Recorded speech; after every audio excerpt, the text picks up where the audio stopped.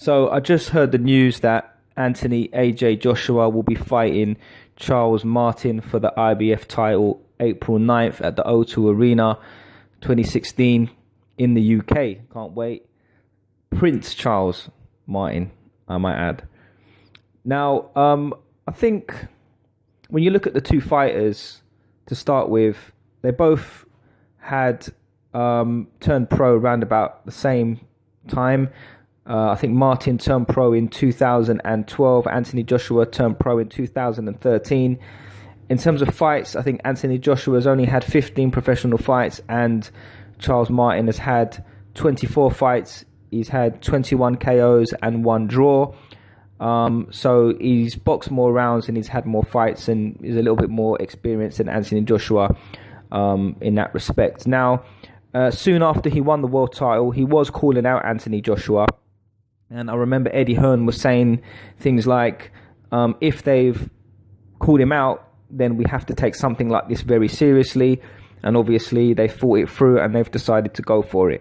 Now, the important thing isn't, will Anthony Joshua win this fight? I think Anthony Joshua will win this fight.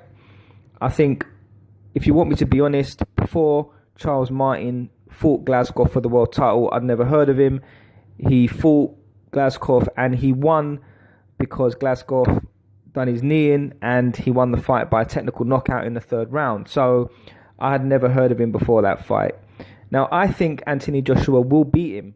I think he's carries some decent power, this Martin, but I think Anthony Joshua is a lot more quicker, he's a lot more powerful, he's a lot more explosive, and I think he wins that fight. But that's not the important thing. I think the important thing is, where does Anthony Joshua go after that? Because there are two schools of thought now. There are those who believe, myself included, that Anthony Joshua needed to take a few more step-up fights before he fought at world level. I mean, he's had 15 fights, so not many professional fights. He needed a lot more step-up fights, in my opinion. A lot of people believe that he needs step-up fights. He fought Dylan White, and Dylan White caught him with a very good shot in the 2nd round. We all know the story. And a lot of people saw that flaws in Anthony Joshua. And, you know, a lot of people are saying that he's not ready yet. And some people are saying that, you know, he is ready for world title. You know, let me know your thoughts. Now, either way, Eddie Hearn would have brought Anthony Joshua on along nicely. He would have fought for a world title at some point. You know, he was bringing him along nicely, and there's no doubt that he would have fought for a world title at some stage, because everybody is interested in fighting Anthony Joshua. Everybody is interested in this hype job. Now, when I say hype job, I don't mean he's not good enough to fight at world level or he won't be world champion, because I don't believe that. I believe when he fights Charles Martin, he will become world champion. When I say hype job, I mean there's so much excitement, you know, going around Anthony Joshua at the moment. He's got a very big fan base in the UK. He's quite well known. You've got people like David Haye calling him out. You've got Prince Charles Martin calling him out. You've got upcoming heavyweight Joseph Parker calling him out.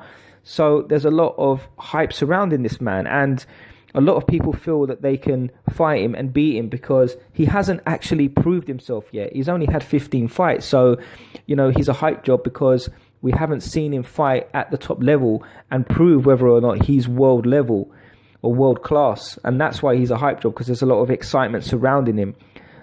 David Haye does say that Anthony Joshua will win within 5 rounds. And I agree.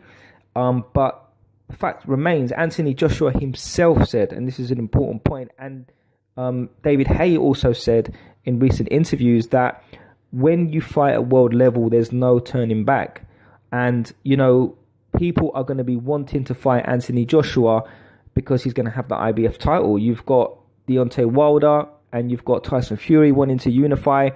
And when you step up to world level, you've got some good fighters and some dangerous fights. And when you turn to world level, all of those fights are losable fights. And a lot of heavyweights are going to be calling them out. Now, I think, personally, Anthony Joshua is going to win this fight, but the important thing we need to think about is what happens after he wins the title. It's still very early, I think. 15 fights and fighting for a world title is not very wise, in my opinion. I think he should have just waited a little bit, because as I said, Eddie Hearn would have brought him on nicely, and he's still young and he would have fought for a world title. So potentially, this might be a little bit too soon, but I do think he beats Charles Martin. Now, in terms of step up, he wouldn't have fought Charles Martin if he didn't have a title. So he's fighting Charles Martin because there's a title on the line and because he's called him out. I think he's not a step up to Dillian Whyte.